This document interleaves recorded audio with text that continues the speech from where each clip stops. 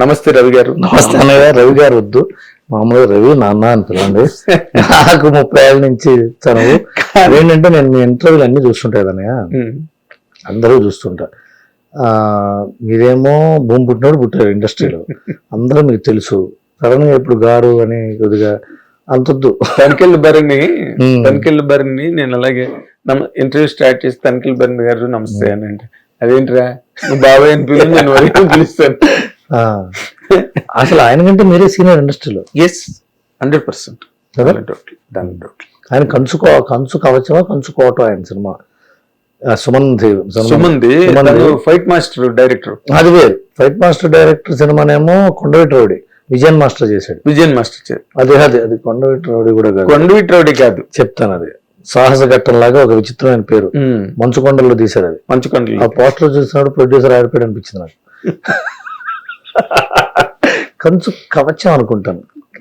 కంచు కవచం విజయవాడలో చాలా డేగా చిన్న థియేటర్ రిలీజ్ అయ్యింది. నేను సుమన్ ఫ్యాన్ అప్పుడు. అబ్బో, సుమన్ సినిమా అన్ని చూసాం. సుమన్ ఫ్యాన్ ఏముంది, అన్ని సినిమాల fan. Cinema fan. Bezawada Kanakadurga talkies లో మ్యాట్ని వెళ్ళా. అది అప్పుడు కనకల భరణే వేసినట్టున్నారు. అప్పుడు గుర్తు నాకు. అందుకని అడిగితే ఆయన అవును అన్నాడు.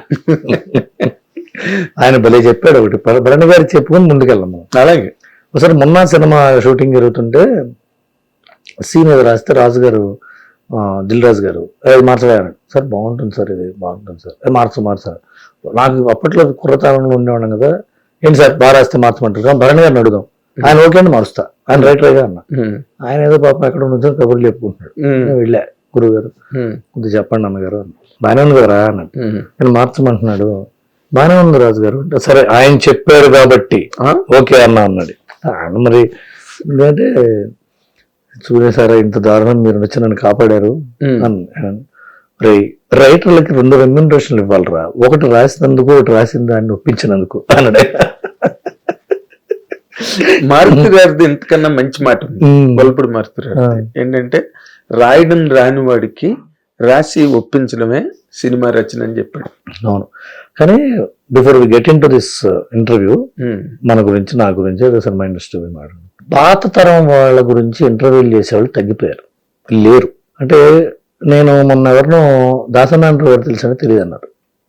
కొత్తగా వచ్చాడు ఇండస్ట్రీకి. నేను బాధపడ్డా, మదనపడ్డా, కలచి వేసినట్టు అయిపోయింది మనసు. కొంగారు జగ్గయ్య తెలుసా అంటే తెలియదు అన్నాడు. ఓకే, జగ్గయ్య గారు తెలియదు అంటే మనం ఏదో అజరామరమైన కీర్తనలు బతుకున్న వాళ్ళు అందరికీ పెద్ద పెద్ద సన్మానాలు రాస్తారు కదా. సూర్య చంద్రుడు కలిసి ఉన్నంత వరకు, నక్షత్రాలు రాలనంత, రాజేంద్ర తారార్కం, కాశ్మీర్ నుంచి కన్యాకుమారి దాకా మీ 10 ఏళ్లలో మర్చిపోతున్నారు. దానికి కారణం ఏంటంటే అప్పట్లో పుస్తకాలు రాసేవాళ్ళు వీళ్ళ మీద, ఆ పుస్తకాలు దిళ్ళు కింద వాడుతున్నారు. ఇప్పుడు ఆ తర్వాత సెకండ్ హ్యాండ్ బుక్ స్టాల్ అమ్మేసి బ్యూరో అనుకుంటున్నారు. ఇంకోటి ఏంటంటే ఇంత డిజిటల్ మెమరీ లేదు అప్పట్లో. ఇప్పుడు డిజిటల్ మెమరీ వచ్చింది కాబట్టి మీలాంటి వాళ్ళు వాళ్ళ గురించి ఇప్పుడు కోటి గారితో చేశారు, భరణి గారితో చేశారు, పెద్ద పెద్ద ఆ రోజుల్లో వాళ్ళతో చేస్తున్నారు.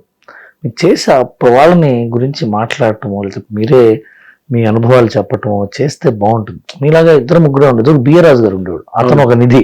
బిఆర్రాజు గారు నిధి, ఆయన నిధిని క్యాప్చర్ చేయకుండా వెళ్ళిపోయాడు ఆయన. మీరు ఇంకా యంగ్గా ఉన్నారు కాబట్టి మీరు మీ అనుభవాలు అన్నిటినీ డిజిటైజ్ చేయండి. ఊరికే కూర్చొని మైక్ పెట్టి చెప్తే నువ్వేమో చిరంజీవి గారు కాదుగా వాటిని చూడడానికి. ఎవడో ఒకటి ఇంకొని కూర్చోబెట్టుకుని ఉషశ్రీ సమాధానాలాగా, ఉషశ్రీ ఎవరో తెలియదు, నువ్వు ఇంత చెప్తా వాళ్ళు తెలియదు వీళ్ళు తెలియదు అని. ఒక మ్యూజిక్ డైరెక్టర్ నా ఇంటర్వ్యూకి వస్తే మీరు ఎక్కడ నేర్చుకున్నారు సంగీతం అని అడిగాను. అంటే నేను ఎక్కడ సంగీతం నేర్చుకోలేదండి అని అన్నాడు. అంటే నేను వెంటనే నన్ను గురువు లేక ఎటువంటి విద్య అని త్యాగరాజ కృతి విన్నారా అని అన్నాడు. అంటే కాదు అంటే వెళ్ళలేదండి అన్నాడు. అనగానే త్యాగరాజ తెలుసా మీకన్నా? తెలియదు సార్ అన్నాడు. ప్రశాంత్ ఫాదరంలా, ప్రశాంత్ ఎవరో తెలియదు, ప్రశాంత్ ఫాదర్ ఎవరో తెలియదు, ప్రశాంత్ కూడా తెలియదు. ఇప్పుడు వాళ్ళందరూ తెలియటం అనేది అవసరం లేదు. ఫస్ట్ ఆఫ్ ఆల్ తెలియటం అనేది అవసరం లేదు. ఇంకోటి విషయం తెలియటం అవసరం. రాజ్కోటి అనేది కోటి గారి పూర్తి పేరు అనుకుంటారు. అవును. సో రాజ్ అనే మ్యూజిక్ డైరెక్టర్ ఉండేవాడు. ఇవన్నీ చెప్పాలి. ఎందుకు తెలియాలి అంటే వాళ్ళ అనుభవాలు, వాళ్ళ ఓటములు, వాళ్ళ ప్రయోగాలు, వాళ్ళ ప్రక్రియలు భావితరాలకు ఉపయోగపడతాయి. అందుకని చెప్పాలి. నేను ఇప్పుడు నా ఇంటర్వ్యూకి అనుకోకుండా టాపిక్ ఎత్తో కాబట్టి చెప్తున్నా. నేను ఎవరు ఇంటర్వ్యూకి వచ్చినా male or female any technician, hero, actress, anybody, నేను ఒక మాట చెప్తాను, మీ ఇంటర్వ్యూ చూసిన వాళ్ళకి ఒక సోషల్ పర్పస్ సర్వ్ అవ్వాలి. దీంట్లో బాటిల్ నెక్ సిచ్యువేషన్స్ ఉంటాయి, ఫిమేల్స్ కొన్ని ప్రాబ్లమ్స్ ఉంటాయి, మేల్స్ చాలా. వాటిని ఎట్లా ఓవర్కమ్ అయ్యారు, వాటిని ఎట్లా ముందు చెప్తాను. మన వాళ్ళు ఎవరు వచ్చినా చెప్తాను నేను, దానికి తగ్గట్టుగా మీరు చెప్పాలి. లేకపోతే మీరు ఎంత రెమ్యునరేషన్ తీసుకుంటారండి, పూర్తి మధ్య అరిపోయాను అనుకుంటున్నారండి. కొన్ని ఇంటర్వ్యూలు చూస్తుంటారు, మీరు 3 ఇళ్ళు కట్టాలనుకుంటున్నారు. 3 ఇళ్ళు ఏంటి, యాంకర్ కి ఏమో మీరు ఒక యాంకర్ కి ఫ్లాట్ కొని ఇచ్చారంటని ఒక ఇంటర్వ్యూలో. అది ఓకే, సరదా ఇంటర్వ్యూ కాదు. మీరు ఎంతో సంపాదించి అరిపోయారు జాలి పడుతుంటాడు ఇంటర్వ్యూలో. మనకేమో బాధ పిలిచిన దానికి ఇప్పుడు ఆస్తిపాస్తుల గురించి లెక్కేయడానికే. ఓకే, మనం నేను నా మెయిన్ క్వశ్చన్ ఏంటంటే, నీ కెరీర్ బిగినింగ్ దగ్గర నుంచి ఇప్పటి వరకు చూసుకుంటే, ఒక రాఘవేంద్రరావు దగ్గర నుంచి ఒక పూరి జగన్నాథ్, బోయపాటి, అంటే నువ్వు పోసాని కృష్ణమురళి, నువ్వు తెలుసు కదా నాకు, నువ్వు అసోసియేట్ అవ్వని ఒక డైరెక్టర్ అన్నది సినిమా ఇండస్ట్రీలో లేరు. ఇప్పుడు వాళ్ళు ఎవరు లేరు, ఎవరో ఒకళ్ళిద్దరు ఫైల్లో ఉన్నారు తప్పితే. But still you are carrying the bat ఇప్పటికి, ఈ రోజు కూడా. అది వాళ్ళు ఇచ్చినట్టే. నేను ఇంకో రకంగా నెగిటివ్గా ఆలోచిస్తున్నా, ఒక పాజిటివ్గా చెప్తా.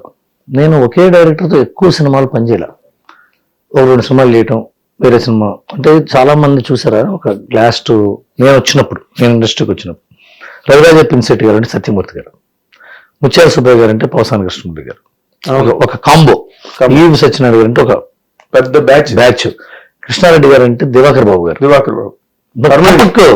రాఘవేంద్ర గారు అంటే సత్యానంద్ గారు, ఇది బి గోపాల్ అంటే పరచూర్ బ్రదర్స్, కోదండరామరెడ్డి గారు అంటే పరచూర్ బ్రదర్స్. ఒక కాంబో ఉండేది కదా. నాకు ఆ కాంబో దొరకలే లైఫ్ లో. ఎందుకు దొరకలేదంటే, నేను కాంబో దొరికే టైంకి డైరెక్టర్ అయిపోయా. డైరెక్టర్ అయిన మళ్ళీ తిరిగి రాకూడదు, వాళ్ళ ముందుకు వెళ్ళిపోయారు. ఆ తర్వాత నాకు పూర్తి జగన్నాథ్ గారి దగ్గర వరుసగా 3-4 సినిమాలు చేశాను. అది చాలా హెల్ప్ అయింది. దాని తర్వాత ఆయన మళ్ళీ అప్పుడు ఏమైపోయిందంటే, కొత్తగా వచ్చిన ఈ డైరెక్టర్లు ఏమో ఫెయిల్ అవుట్ అయ్యారు. కొత్తగా వచ్చిన డైరెక్టర్లు ఏమో వాళ్ళే రైటర్లు అండి, మా కింద ఎవరో ఉండాలి. నేను అప్పుడు సీనియర్ అయిపోయా. అదేమో ఒక రకమైన సిచ్యువేషన్. ఇంకో సిచ్యువేషన్ అంటే, నేను ఎవరితోనూ అసోసియేట్ అయ్యి ఉంటే అలాగే ఒక క్యాంపుకి ఉండిపోయి వాళ్ళతో పాటు కాలగర్భంలో కలిసిపోయి, లేకపోతే వాళ్ళతో పాటు కొంత కాలం ఉండి అక్కడ ఉండిపోయాడేమో.